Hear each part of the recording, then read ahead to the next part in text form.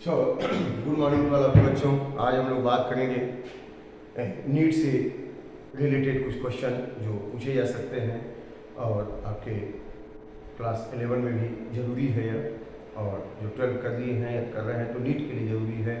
इससे कुछ क्वेश्चन बनते हैं बायोमॉलिक्यूल्स चैप्टर से। तो biomolecules the molecule chapter in living being और कॉल्ड बायोमॉलिक्यूल्स। तो इसी चैप्टर से रिलेटेड कुछ क्वेश्चन हम लोग देखेंगे। इट इज़ पहला क्वेश्चन है, it is said that element composition of living organism and that of inanimate object like earth crust are similar to the sense that all the major element are present in both। मतलब living organism में और non living में कुछ element हैं जो दोनों जगह पाए जाते हैं। Then what would be the difference between these two groups. तो दोनों में फ़र्क क्या है, इस स्टेटमेंट को सही बताना है, कौन सा सही है जो जिसकी वजह से दोनों में फ़र्क है। तो कहने का मतलब ये है, सदियों से वेद में भी हमारे कहा गया है, क्षिति जल पावक गगन से मिला, पंच तत्व मिल बना सहीरा। तो जो क्षिति में, गगन में, वायु में, जल में और ये सारे जो जितने एलिमेंट हैं कहीं न कहीं किसी न किसी रूप में कुछ एलिमेंट हमारी बॉडी में भी आते हैं। उन्हीं एलिमेंट से हमारी बॉडी बनी हुई है।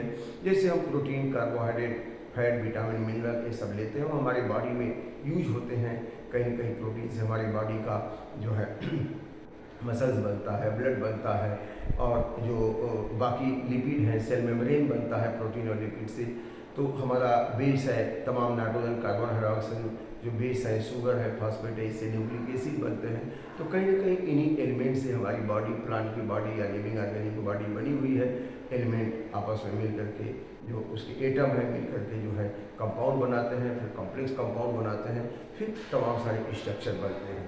तो यहाँ बच्चों हम ये कह सकते हैं कि लिविंग और नॉन लिविंग दोनों में एलिमेंट हैं, लेकिन यहाँ पर जो स्टेटमेंट है कौन सा करेक्ट है, लिविंग ऑर्गेनिज्म है more gold them than the inanimate object.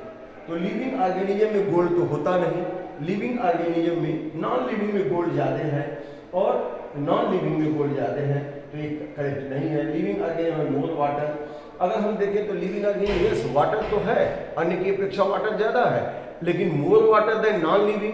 तो आप पांड देख लें, रिवर देख लें, सी देख लें, वहाँ तो बहुत ज़्यादा वाटर है। समुद्र में तो पृथ्वी का 3/4 हिस्सा पानी से ही घिरा है। तो मेरे कहने का मतलब ये है कि वाटर तो नॉन लिविंग वाटर बॉडी में बहुत ज़्यादा है, लिविंग बीइंग के अंदर है वाटर लेकिन वहाँ पे ज़्यादा है। अब लिविंग ऑर्गेनिज्म में मोर कार्बन, ऑक्सीजन, हाइड्रोजन। आप देख सकते हैं कि हमारे बॉडी में जो कार्बोहाइड्रेट है, जो कार्बोहाइड्रेट से ग्लूकोज है, C6H12O6, इसमें कार्बन है। प्रोटीन में भी ऐसे एमाइनो एसिड है, एमाइनो एसिड में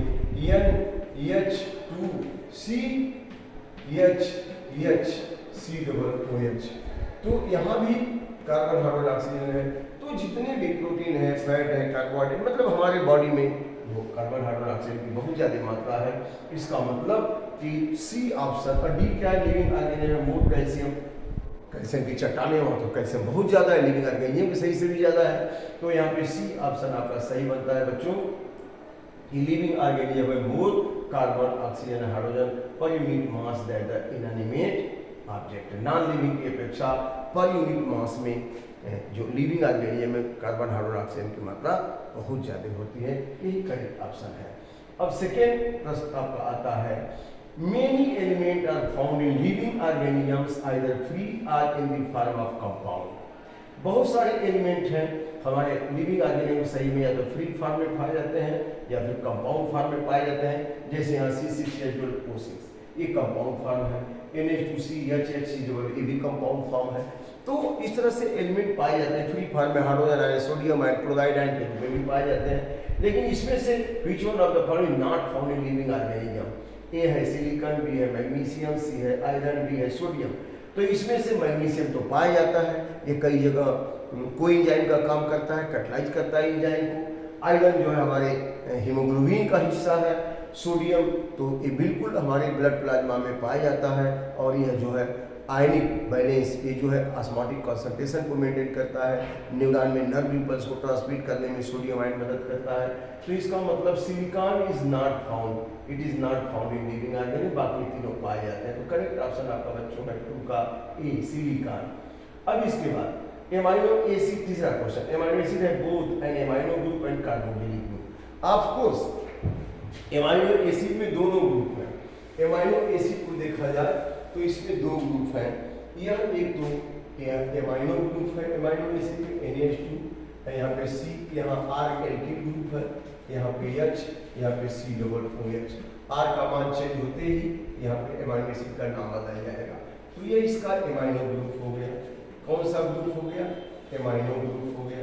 और इसका कार्बोक्सिलिक ग्रुप हो गया, कार्बोक्सिलिक ग्रुप हो गया, कार्बोक्सिलिक ग्रुप हो गया। तो यहाँ पे which of the following amino acid, तो यहाँ देख सकते हैं कि पहला ऑप्शन है ए फॉर्मिक एसिड, ये तो ऑर्गेनिक एसिड है। ग्लिसरॉल ये भी फैटी एसिड, ग्लिसरॉल ये ग्लाइकोलिक एसिड ये भी एक एसिड है। लेकिन ग्लाइसिन, ग्लाइसिन यह क्या है? ग्लाइसिन एक एमाइनो एसिड है, यह प्रोटीन का मोनोमर है। तो करेक्ट ऑप्शन आपका क्या होगा? ग्लाइसिन होगा। It is glycine. अब नेक्स्ट क्वेश्चन आपका आता है, amino acid under certain condition है both positive and negative charge simultaneously in the same molecule such a form of amino acid is called as.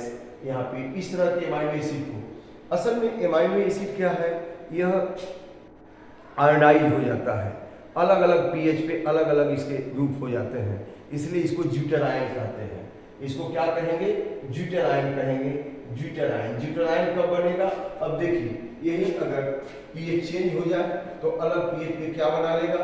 यह हाइड्रोजन इधर आ गया तो यहाँ R हो गया, यहाँ H हो गया, यहाँ पे COO नेगेटिव चार्ज हो जाएगा और यहाँ पे क्या हो जाएगा बच्चों? NH3 और यहाँ प्लस चार्ज हो जाएगा। तो इस कंडीशन में आ गया या आयनिक फॉर्म में आ गया एमाइनो एसिड अलग अलग पीएच पे एसिडिक बेसिक मीडियम में। तो इस तरह के आयन को हम क्या कहेंगे? ज्यूटेराइनिक कंपाउंड कहेंगे। तो एमाइनो एसिड कैसा कंपाउंड है? एमाइनो एसिड कैसा कंपाउंड है? यह आयनाइज हो जाता है मीडियम में, तो यह जो है ज्यूटेराइनिक कंपाउंड है। यह ज्यूटेराइनिक कंडीशन आ गया, तो इसलिए इसको ज्यूटेराइन कहते हैं। पांचवा क्वेश्चन बच्चों, the sugar are technically called as carbohydrate. Yes, sugar को टेक्निकली हम कार्बोहाइड्रेट कहते हैं। यह कार्बोहाइड्रेट है, लेकिन यह शुगर जो है, अगर ग्लूकोज है, फ्रुक्टोज है तो मोनोसैकेराइड है, सुक्रोज मैल्टोज है तो डाइसैकेराइड है, स्टार्च है तो पॉलीसैकेराइड है। तो अगर हम इसको देखें तो इसका फार्मूला CH2O। अब यहाँ पे N माने इसकी N का वैल्यू बदल जाए। अगर N का वैल्यू हम यहाँ 6 कर दें तो C6, यहाँ पे 6 कर दें N का वैल्यू तो क्या होगा? C6H12O6। अगर यहाँ पे N का वैल्यू हम 5 कर दें तो C5, ये क्या हो जाएगा? C5H10O5। अगर अब यह 6 है, यह 6 से मल्टीप्लाई कर दिया तब तो 6 हेक्सा माने 6 हेक्सो शुगर हो गया। यह हेक्सो शुगर हो गया। अगर 5 है, C5 है, 5 कार्बन या 6 कार्बन है, ये 5 कार्बन है तो ये क्या हो गया? पेंटोज शुगर हो गया, जैसे रिबोज शुगर है, डीऑक्सीरिबोज। अगर यहाँ 4 कार्बन हो गया तो ये क्या हो गया? टेट्रोज शुगर हो गया, टेट्रोज शुगर हो गया। अगर यहाँ पे 3 कार्बन हो गया तो क्या हो गया? तब क्या हो गया? यह हो गया ट्राइओज शुगर, ट्राइओज शुगर। तो ट्राई माने 3, टेट्रा माने 4, पेंटा माने 5, हेक्सा माने 6। तो 6 कार्बन अगर है शुगर में तो हेक्सो शुगर, 5 कार्बन है तो पेंटोज शुगर, 4 कार्बन है तो टेट्रोज शुगर, 3 कार्बन है तो ट्राइओज शुगर। अब यहाँ पूछ रहे हैं कि अगर ग्लूकोज हेक्सो शुगर है तो इसमें से कौन सा और हेक्सो शुगर है? तो चाहे ग्लूकोज हो चाहे फ्रुक्टोज हो, ग्लूकोज और फ्रुक्टोज ये दोनों ही हेक्सो शुगर हैं। फ्रुक्टोज का भी केमिकल फार्मूला है C6H12O6। तो यहाँ पे fructose is a hexo sugar. अब इथेनोज क्या है? इथेनोज टेट्रोज शुगर है, इसमें 4 कार्बन होता है। रिबोलोज में 5 कार्बन होता है तो पेंटोज शुगर हो गया। राइबोज में भी 5 कार्बन होता है, पेंटोज शुगर हो गया। तो फ्रुक्टोज इज ए 6 कार्बन, यहाँ 6 कार्बन है तो ये फ्रुक्टोज शुगर हो गया। इथेनोज जो है टेट्रोज शुगर हो गया, रिबोलोज और राइबोज 5 पेंटोज शुगर हो गया। तो करेक्ट आंसर आपका ए हो गया, fructose. Fructose is another hexo sugar क्योंकि इट कंटेन 6 कार्बन एटम। अब अगला क्वेश्चन आता है, नेक्स्ट क्वेश्चन।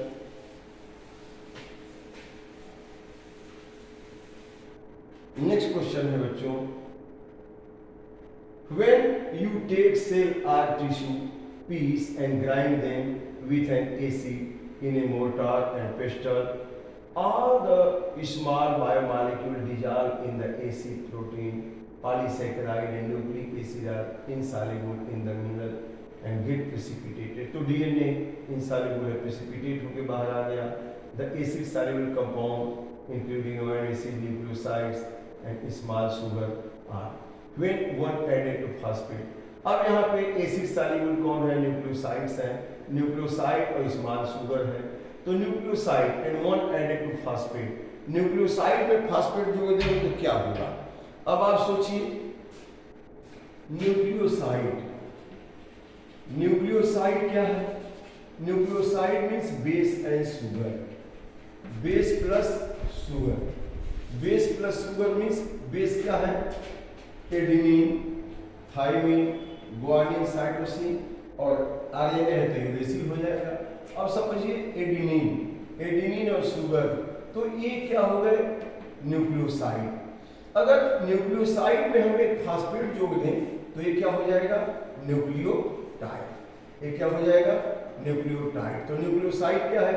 जैसे एडेनिन, शुगर, ये न्यूक्लियोसाइड हो गया। ऐसे ही थाइमिन, शुगर, ये भी न्यूक्लियोसाइड हो गया। ऐसे ही ग्वानिन, शुगर, ये भी न्यूक्लियोसाइड हो गया। ऐसे ही साइटोसिन और शुगर, ये भी न्यूक्लियोसाइड हो गया। लेकिन न्यूक्लियोसाइड के साथ फास्फेट जुड़ गया तो क्या हो गया बच्चों? न्यूक्लियोटाइड। और बहुत से न्यूक्लियोटाइड मिलकर के डीएनए बनाते हैं। तो यहाँ पे बोल रहे हैं क्वेश्चन में कि when one add phosphate group to a nucleoside, तो न्यूक्लियोसाइड में ये सारे न्यूक्लियोसाइड उसने फास्फेट जोड़ दिया तो क्या आगे बढ़ गया? न्यूक्लियोटाइड बन गया। तो यहाँ पे करेक्ट आंसर आपका आ जाएगा क्या? डी, छठा का डी, न्यूक्लियोटाइड। अब सातवां क्वेश्चन है, when we homogenize any tissue in cell in acid and acid soluble pool represent cytoplasm। तो जब हम डिजॉल्व कर देंगे, होमोजेनाइज करके उसको एसिड सॉल्युबल पूल में, तो सारा डिजॉल्व हो गया। तो यहाँ पे क्या हुआ? अब साइटोप्लाज्म बचा आपके पास, तो it represent cytoplasm. The homogenise acid soluble pool, acid soluble pool में सारा डिजॉल्व हो गया, डीएनए तो सेपरेट हो जाएगा, तो खाली साइटोप्लाज्म बचेगा। The correct answer cytoplasm, cytoplasm. Correct answer is 7 का ए। अब आठवां, the most abundant component of living organism is, living organism सबसे ज्यादा क्या होगा? तो सबसे ज्यादा वाटर होगा, सबसे ज्यादा लिविंग ऑर्गेनिज्म में वाटर होगा, वाटर।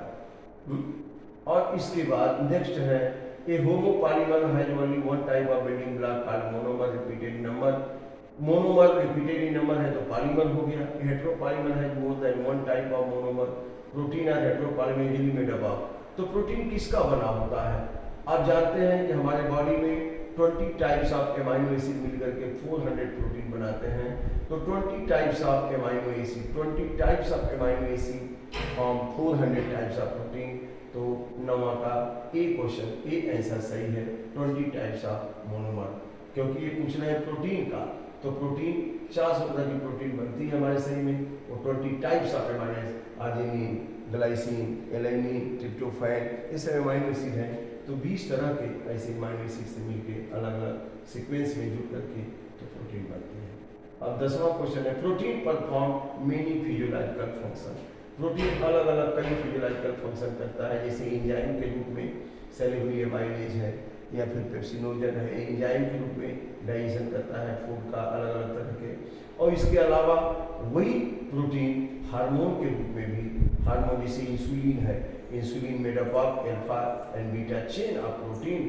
तो प्रोटीन हार्मोन भी बना, हार्मोन भी प्रोटीन है, एंजाइम भी प्रोटीन है। तो which are the following additional function of some protein. तो एडिशनल फंक्शन क्या है? हार्मोन के रूप में काम करता है। तो 10वां का डी सही है बच्चों। अब glycogen is a homopolymer made up of glycogen. आप जानते हैं कि हमारे लीवर सेल में जब ग्लूकोज की मात्रा ज़्यादा आती है डाइजेशन के बाद हेपेटिक पोर्टल में से, तो बहुत सारे ग्लूकोज आपस में मिलकर के ग्लाइकोजन बन जाते हैं। Glucose, glucose n molecule in the presence of insulin, insulin की उपस्थिति में, इंसुलिन की उपस्थिति में लीवर सेल में किसमें बदल गया, ग्लाइकोजन। तो यह ग्लाइकोजन बन गया, ग्लूकोज, कई ग्लूकोज, बहुत सारे ग्लूकोज आपस में ग्लाइकोसिलिक बॉन्ड से बंध करके ग्लाइकोजन बना लिए। तो ये पूछ रहा है glycogen is a homopolymer of, तो मोनोमर ग्लूकोज है, बहुत सारे ग्लूकोज पॉलीमराइज किए था ग्लाइकोजन, तो homopolymer of glucose unit, glycogen is homopolymer of glucose, क्योंकि ग्लूकोज से बना होता है। तो यह जो है ढेर सारे ग्लूकोज मिलकर ग्लाइकोजन बनाते हैं। अब 12वां, the number of in the glycogen molecule would be, तो number of in the glycogen molecule will be the equal to the number of branch plus 1, जितनी ब्रांचेज इसमें बनेंगी प्लस 1 कर लेंगे, ये हो जाएगा एन उसके। अब the primary structure of protein molecule है, तो प्राइमरी स्ट्रक्चर क्या है, जैसे amino acid A1, A2, A3, A4 आपस में जुड़ते जाए, A5, तमाम सारे एमाइनो एसिड जुड़ गए पेप्टाइड बॉन्ड से, तो एक चेन बना दिया। तो इसमें कितने इंड हो गए, 2 इंड हो गए, इसमें 2 इंड हो जाएंगे, 2 इंड हो जाएंगे, 13 का 8 सही। 14, the enzyme are biocatalyst, yes enzyme are biocatalyst है और ये बायोलॉजिकल रिएक्शन को कैटलाइज करते हैं, they catalyse biochemical reaction, in general they reduce activation energy, yes. जैसे हम केमिस्ट्री लैब या लैब में कोई प्रैक्टिकल करते हैं केमिकल एजेंट को लेकर के, तब हीट करना पड़ता है, तब रिएक्शन होते हैं। लेकिन हमारे बॉडी में केमिकल रिएक्शन होते हैं, बायोकेमिकल रिएक्शन होते हैं, लेकिन नॉर्मल बॉडी टेम्परेचर पे ही हो जाते हैं, क्योंकि वहाँ इंजाइम होते हैं, उनकी एक्टिवेशन एनर्जी को डिक्रीज कर देते हैं। जितनी एनर्जी चाहिए उससे कम एनर्जी में ही केमिकल रिएक्शंस हो जाते हैं, क्योंकि इंजाइम में क्या होता है, एक्टिव साइट्स होते हैं, इंजाइम में एक्टिव साइट्स होते हैं और वो जो है कैटलाइज कर देते हैं। तो इस तरह से अब यहाँ पे दिया है कि which one of following reaction is not cell mediated, not enzyme mediated, dissolving CO2 in water। अब जैसे हम वाटर हमारे ब्लड में है, आरबीसी में जैसे CO2 आता है, कार्बोनिक एनहाइड्रेट उसको कैटलाइज करके कार्बोनिक एसिड बदल देगा, H2CO2। Unwinding of stand of DNA का स्टैंड, आपस में दोनों स्टैंड हाइड्रोजन बॉन्ड से बंधे, एंडिंग थाइमिन के डबल एनमल बॉन्ड इनसाइड में ट्रिपल एनमल, तो बॉन्ड को तोड़ने के लिए वहाँ एंजाइम चाहिए होंगे। अब हाइड्रोलिसिस ऑफ सुक्रोज, अब सुक्रोज है ग्लूकोज और फ्रुक्टोज से मिलकर बना है, तो सुक्रेज एंजाइम उसको ब्रेक करता है बॉन्ड को, तो ग्लूकोज और फ्रुक्टोज मिलता है। Formation of peptide bond, ribosome पे एमाइनो एसिड आते जाते हैं, पेप्टाइड बॉन्ड बनते जाता है, तो यहाँ पे जो है ये राइबोसोम यहाँ पे मदद करते हैं यहाँ। तो यह है ऑप्शन 14 का डी आपका सही होने वाला है यह। ओके, तो this is all about the sub question answer about this chapter, है ना। अब यहाँ पे medicines are either man made, synthesized or obtained from living organism like plant, bacteria, animals, and hence the latter are called as natural product। अगर living organism से ही प्राप्त हो गया तो उसको नेचुरल प्रोडक्ट कहेंगे। Sometimes the natural product are chemically altered by man to reduce toxicity side effect, उसको अल्टर करते हैं, उसके नेचर को चेंज करते हैं ताकि टॉक्सिक कम हो। Write against the following whether they are initially obtained as a natural product और सिंथेटिक। तो penicillin, sulphonamide, vitamin C, growth hormone. तो पेनिसिलियम नोटेटम से प्राप्त होता है। सल्फोनामाइड तो मैन मेड है, बनाया जाता है। विटामिन सी ये भी सिंथेसाइज होता है स्कार्बिक एसिड प्लांट में, आंवला है जैसे, और ग्रोथ हार्मोन ये भी प्रोड्यूस होते हैं। तो इस तरह से हम ये कह सकते हैं कि ये जो है ये पेनिसिलिन है और विटामिन सी है, ग्रोथ हार्मोन है, एक नेचुरल प्रोडक्ट है। सल्फोनामाइड तो बनाया हुआ है। तो बाकी इतना ही आज के लिए, थैंक यू वेरी मच। पढ़ते लिखते रहिए, आगे भी ऐसे ही वीडियो मिलते रहेंगे आपको, और बाकी चैप्टर्स के उसको देखते रहिए बच्चों।